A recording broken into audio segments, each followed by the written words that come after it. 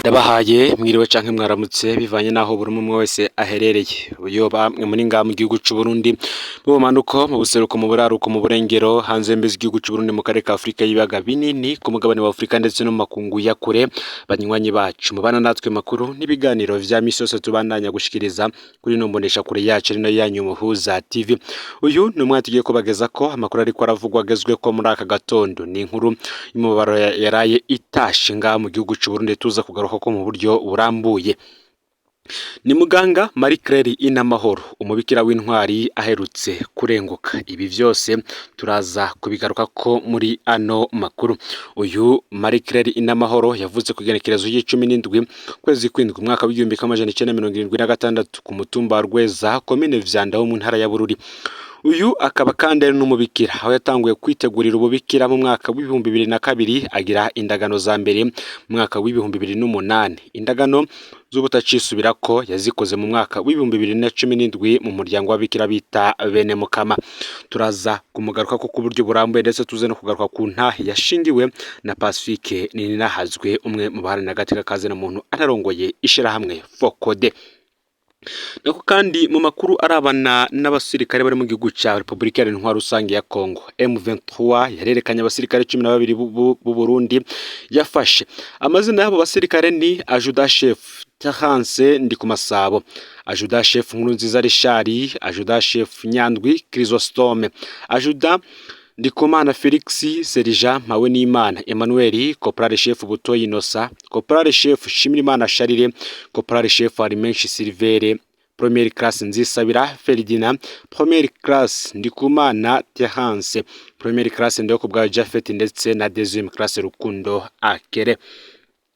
Kugeza ubu M23 yari imaze kwerekana abasirikare batandatu b'u Burundi yafashe. Ubu yongeye ko abandi batandatu, bamwe bakavuga ko bafashwe muri Munyonyo umwaka w'ibihumbi 2023, abandi muri Kigarama uwo mwaka, abandi muri Rusama uyu mwaka w'ibihumbi 2024. Kugeza ubu kandi ntawuzi igitigiri c'abasoda b'u Burundi bose hamwe M23 imaze gufata. Ni mugabo abasirikare bo babandanya gusaba ko hobaho kuvugana kwa leta y'u Burundi na M23 kugira basubizwe u Burundi. Bamwe bibaza ko imiryango yabo yarizi ko bapfuye. Hari abasirikare kandi babonetse bo badashobora guhagarara, biboneka ko bagwaye. Uyu Nzisabira Ferdinand na Terence Ndikumana bo basanzwe bari mu bafashwe bwa mbere muri Munyonyo umwaka w'ibihumbi 2023. Aba nabandi bati birababaje kubona leta y'u Burundi ibandanya kwihakana ingabo zayo ikazirungika mu ntambara atacifana n'u Burundi, igafata nabi abasirikare b'igihugu abapfuye bamwe, imiryango ntibimenyeshwe, imiryango y'abasigwa ikabandanya gufatwa nabi, mu gihe abategetsi bo n'ubundi babandanya kugabura amamiliyoni y'amadolari bahawe na Republika Iharanira Rusange ya Kongo ya President Antoine Tshisekedi. Rero bigatera agahinda kubona umusirikare w'u Burundi yafashwe yambaye umwambaro n'ibendera rya Kongo.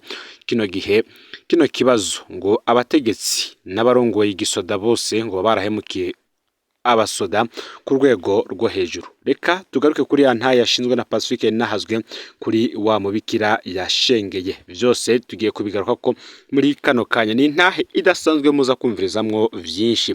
Ufyonde subscribe canke sabone niba utari wafyenda ko kugira ngo tujucikanwe n'adushikiriza, usangiza no makuru bagenza kandi aho baherereye hose kugira ngo nabo baje bashikirwa nabiriko biravugwa bigezwe ko hanze imbezi igihugu c'u Burundi, ngaha mu gihugu c'u Burundi ndetse no makungu ya kure.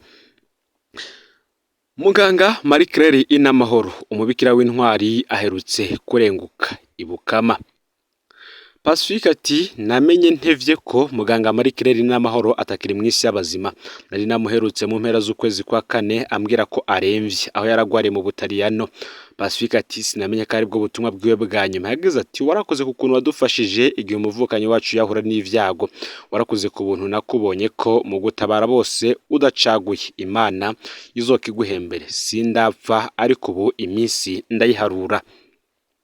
Indwi zibiri nyuma y'ubwo butumwa, umubikira Marie Claire Inamahoro yaritavye Imana ku igenekerezo ya 3 Rusama uyu mwaka w'ibihumbi 2024. Yahavuye atawukanwa mu Burundi, ari naho yashinguye ku igenekerezo ya 25 Rusama uyu mwaka w'ibihumbi 2024. Pacifique Nininahazwe uti namenye ko atakiri amazi indwi ashinguwe. Ndipfuza kumuba yagira kuri uno munsi. Ngurugamba rwo kurondeza musaza we Pacifique Birikumana. Rinahazwe muri iyi ntahe ye yatanguye agira ati namenye Marie Claire n'amahoro muri ndamukiza umwaka w'ibihumbi 2017. Musaza we Pacifique Birikumana yarahejeje kunyuruzwa n'iperereza ry'u Burundi ku igenekerezo y'umunani ndamukiza muri uwo mwaka ku mugwa mukuru w'intara ya Ngozi. Pacifique Birikumana yari umushoferi wa Diocese Katolika y'Ingozi. Marie Claire n'amahoro ngo ico gihe yaradutabaje muri Ndondeza, twarasangiye urugamba rwo kurondera Pacifique. Ntacyo tutakoranye muri ico kiringo kugira turabe ko twokiza Pacifique Birikumana. Uti kandi twaranamenye amazina y'imbonerakure zamufashe, twaramenye imodoka yamujanye iyo yacishijwe mu ngoro ya CNDD FDD. Telefone yiwe twaramenye ko yari mu rugo rw'utwara iperereza Ingozi muri ico gihe witwa Vena Miburu. Ntitwigeze dutora Pacifique Birikumana.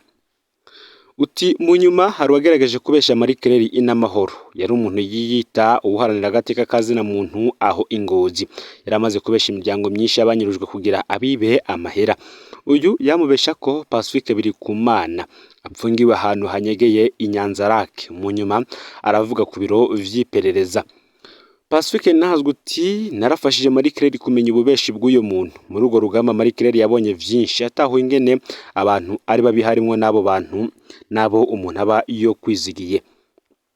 Inyuruzwa ry'uyu Pacifique Birikumana ryabaye igikomere kinini cyane mu buzima bwa Marie Claire inamahoro. Arinze yitaba Imana adashoboye kuvyakira uko yavyibutse vyamubera bishasha. Ngariko vyanamwuguruye amaso atangura kwitwararika ibijanye n'ubuzima bw'igihugu akanagisengera cyane. Bonakeka ko igikomere cyavuye mu inyuzwa rya Pacifique Birikumana gishobora kuba gifise uruhara mu ngwara yanyorukije Marie Claire inamahoro nk'uko bitangazwa na Pacifique Ninahazwe.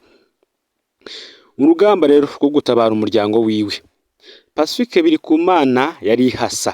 Marie Claire we yamwita bukuru igihe cyose baba ariko baramuvuga ko ngo kuva bukura nyurujwe Marie Claire yagize impuhwe nyinshi z'abasigaye.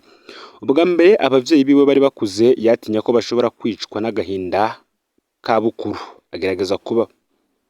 Agerageza kuba bugufi cyane. Igihe gito inyuma y'urupfu rwa bukuru amagara ya nyina Jovite Niragira yarateye amera nabi cyane. Marie Claire yahavuye aje kumugwaza mu gihugu cy'u Rwanda. Aho mu Rwanda niho Marie Claire yamenye nawe ko afise ingwara ya kanseri. Ivyo yarabishije benshi mu muryango kubera yatinya ko nyina vyomushikira akaca yihebura. Umuvyeyi yaratoye mitende baragaruka mu Burundi. Marie Claire acaja kwivuza mu Butaliyano mu mwaka w'ibihumbi 2021. Muri Munyonyo umwaka w'ibihumbi 2022 Marie Claire n'amahoro yabuze se Albert Buregeya. Inyuma y'amezi abiri acabura nyina muri Nzero umwaka w'ibihumbi 2023. Kuva bamutwaye bukuru Marie Claire yagumanye ubwoba ko bazohava bamutwara na butoyi nawe. Abo babiri yabafata nk'abana biwe. Ntacyo atakoze ngo atabare musaza we butoyi niyo yabaye intambara yiwe ya nyuma.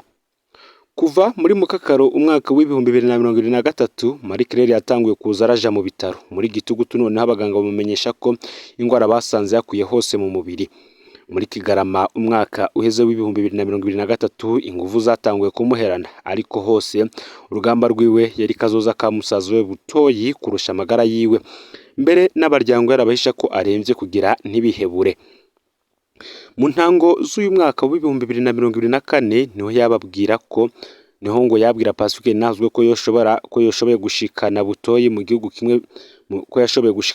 gihugu kimwe mu vya Buraya. Sinababwira umunezero ngo vyamuteye ico gihe yatahuye ko arangije urugamba rwe rwo kuri iyi si. Mu rugamba rw'amashuri naho ntivyari vyoroshe. Marie Claire n'amahoro ngo yaratangaje kumwete afise. Aho yabura musaza we Pacifique Birikumana, Marie Claire yiga muri kaminuza Ingozi mu gisata ca medecine. Inyuma yaciye amanuka mu gisagara ca Bujumbura arakora stage mu bitaro bitandukanye. Yarangije amashuri yiwe mu mwaka w'ibihumbi 2021 arahabwa impamyabushobozi ya dogiteri mu vy'ubuvuzi. Yagwaye yari yahawe kuja gukorera mu bitaro vya Magara vyari bisigaje igihe gito ngo vyugururwe.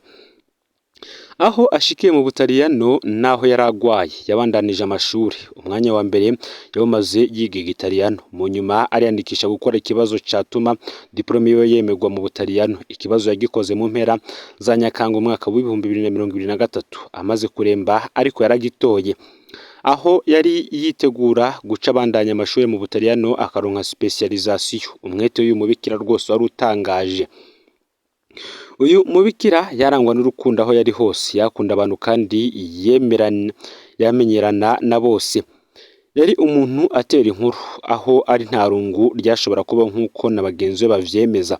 Umwanya wose yaba ariko aratwenga, umwumvirije aremesha abandi ntiwamenye ko agendana ibikomere bikomeye ukuraho.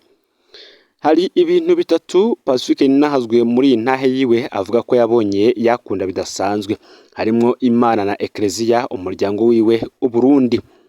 Ngo Pacifique Ninahazwe yaramubajije ibibazo byinshi bijanye n'ingene yahisemwe kuba umubikira. Warumva ko yari abinezererewe cyane, nta kintu ngo kuri we cyari gihambaye nko kuba ubuzima bwe bwose yabuhebeye gukorera Imana.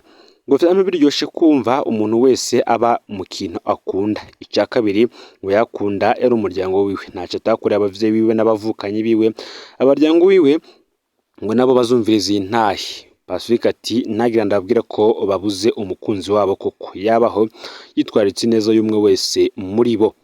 Ubwa gatatu Marie Claire Inamahoro yakunda cyane igihugu ciwe cy'u Burundi, yababazwa n'indyane ziri mu Burundi, agatuntuzwa n'ikintu cyose citwa akarenganyo.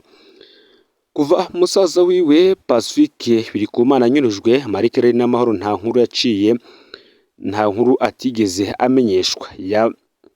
Yagenda amenya inkuru zose zashizwe ahabona, cyane cyane kuzabana n'inyuruzwa n'agateka kazira muntu, ndetse kandi akumviriza n'ico abantu bose bazivuze ko. Ni kenshi ngo yagiye arandikira Pacifique Ninahazwe amubwira ivyo abantu bariko barandika muri commentaire ku rubuga, barabuze ngo umwe mu bakunzi barwo.